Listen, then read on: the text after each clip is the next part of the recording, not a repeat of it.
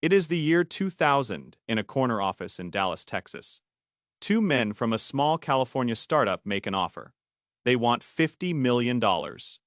In exchange, the giant sitting across the table can buy them outright. The giant is Blockbuster, the most powerful name in home entertainment on earth. The startup is called Netflix, and Blockbuster says no. Reportedly, the room even laughed. 10 years later, only one of these companies would still be standing, and it would not be the giant. This is the story of how a $9 billion empire, with 9,000 stores, handed the future to a company it could have bought for pocket change. This is why Blockbuster failed. To understand the fall, you first have to understand how enormous the rise really was. Our story starts in 1985. A man named David Cook runs a company writing software for the Texas oil industry. When oil prices crash, Cook needs a new business. His wife reportedly suggests video rentals. At the time, video stores were tiny, messy mom and pop shops with a few hundred tapes behind a counter. Cook thought bigger, much bigger. In October 1985, he opened the first Blockbuster video in Dallas. It carried around 8,000 tapes across thousands of titles, a selection that dwarfed every rival. He used a computerized checkout system, a scanning barcode on every membership card, and bright blue and yellow lighting that made the store glow like a stadium. It was clean, it was family-friendly, and it worked. But Cook did not have the money to grow at the speed he wanted. Enter Wayne Huizenga. Huizenga was a businessman who had already built the Empire Waste Management into a titan. In 1987, he invested in Blockbuster and soon took control. Cook himself left the company not long after. Huizenga's strategy was simple and ruthless. Grow fast. At one point, Blockbuster was reportedly opening a new store every 24 hours. They bought up rival chains. They expanded overseas. Within a few years, the chain went from a handful of stores to well over 1,000. By the early 90s, Blockbuster was a cultural ritual. Friday night meant piling into the car, walking the blue carpeted aisles, and arguing over a movie while the new releases stared back at you. At its height, tens of millions of households carried a Blockbuster membership card. The company pushed into music stores, video games, and international markets, planting the blue and yellow sign in dozens of countries.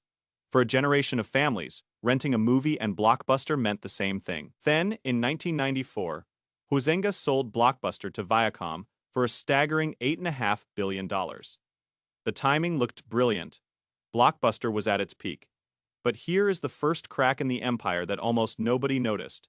The entire business model rested on a single, quietly toxic foundation: late fees. Here is how Blockbuster actually made money. You rented a tape, you were given a due date. If you brought it back late, and everybody at some point brought it back late, you paid a penalty. By the late 90s, late fees reportedly made up a large share of Blockbuster's profits, at times around $800 million a year. Think about what that means. Blockbuster's profit depended on punishing its own customers. The company you rented from made more money when you failed, and customers hated it. That resentment was a debt, and one day it would come due. Now enter the villain of Blockbuster's own story. Not a person, but a red envelope.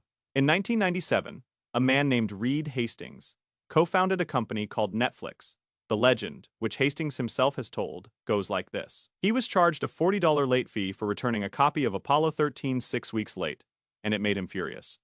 Whether or not that exact story is polished for effect, the business it inspired was very real. Netflix mailed DVDs to your door. No store, no punishing due date, and crucially, no late fees. You kept the disc as long as you wanted, and when you mailed it back, the next one arrived. It was everything Blockbuster's customers were quietly angry about, solved. But in the year 2000, Netflix was small and it was bleeding money, so its founders, Reed Hastings and Mark Randolph, flew to Dallas. They proposed a partnership, or a sale, to Blockbuster for $50 million. The idea, reportedly, was that Netflix would run Blockbuster's online arm, while Blockbuster promoted Netflix in its stores. Blockbuster's leadership passed. From their point of view, it was not insane. Netflix was a tiny, unprofitable mail-order company, and Blockbuster was a global colossus. But that decision would become one of the most expensive words in business history. There was another warning the giant ignored. Around 2000, Blockbuster signed a 20-year deal with the energy company Enron to deliver movies on demand over the internet. It was a glimpse of streaming years early. The partnership collapsed within a year, and Enron itself soon imploded in scandal.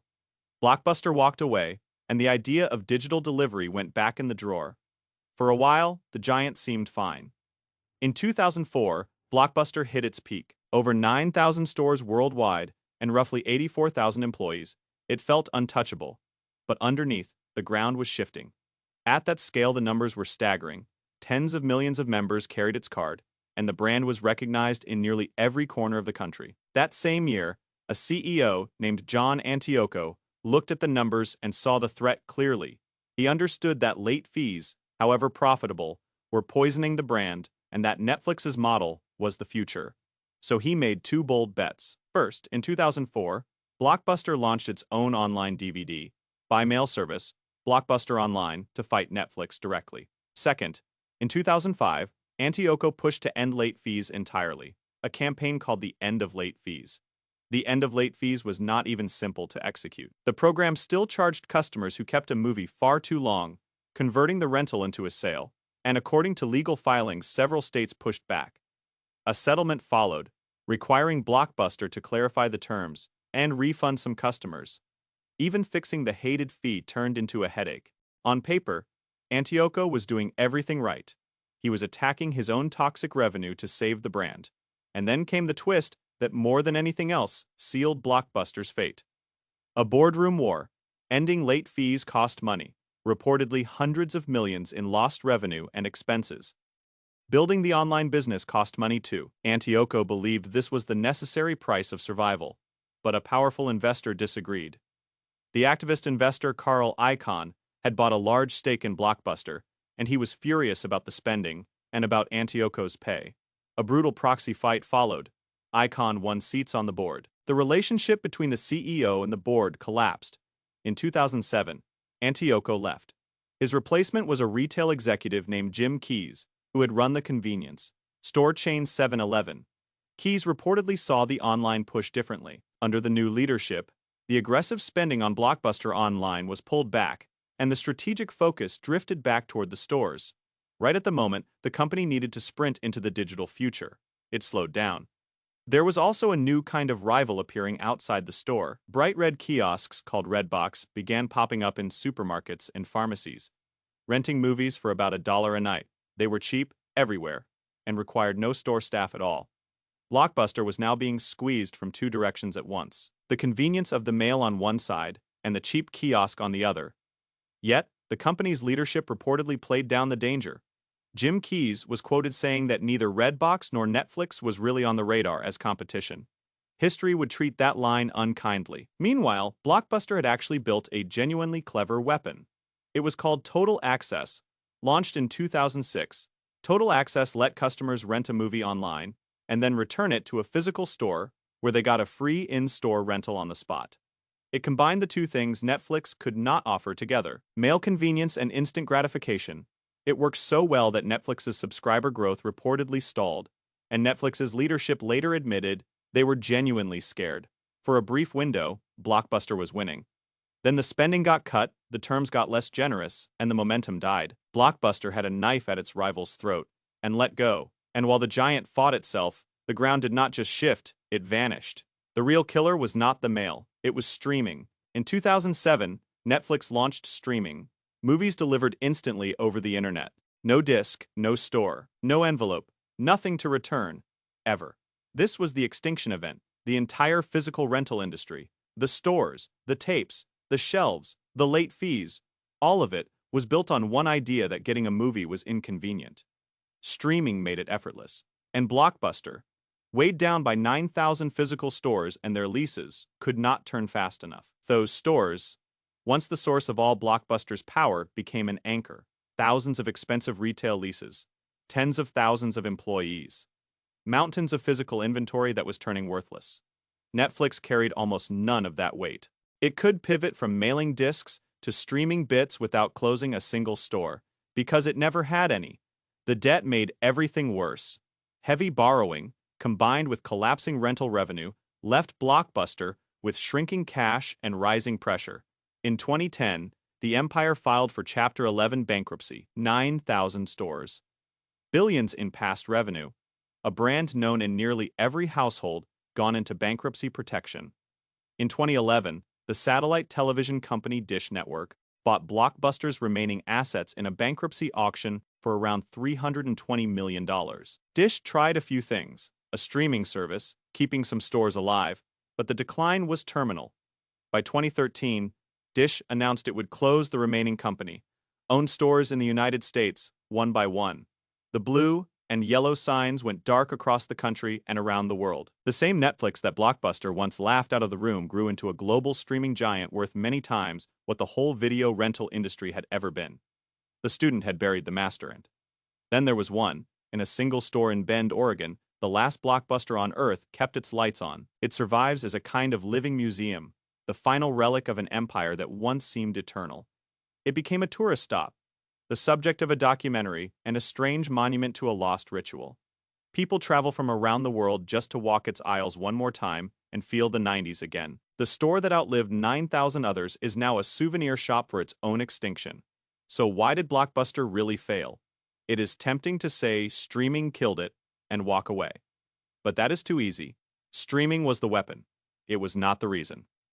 The first reason is that Blockbuster's business model depended on customer pain. Late fees made a fortune, but they built a reservoir of resentment. The moment a competitor offered escape, customers ran, and they never looked back. When your profits come from punishing your own users, you are training them to leave. The second reason is that Blockbuster confused its assets with its advantages. It thought 9,000 stores made it strong, but those stores were only strong in a world where getting a movie was hard. The instant that changed, the stores flipped from the company's greatest strength into its heaviest chain. The third reason, the most painful one, is that Blockbuster actually saw the future. It could have bought Netflix, it launched online, it killed late fees, it built total access and had Netflix on the ropes. The strategy was right, but an internal war between a CEO and an activist investor, a change in leadership, and a loss of nerve made the company pull back at the exact moment it needed to push forward. Blockbuster did not fail because it could not see the wave. It failed because, having seen it, it hesitated. The giant could have bought the future for $50 million. Instead, it defended its past. And the past, no matter how big, is not a place you can hide from what is coming. Blockbuster was not beaten by a better product it never saw. It was beaten by a future it saw, touched, and then let slip through its fingers. That is why Blockbuster failed.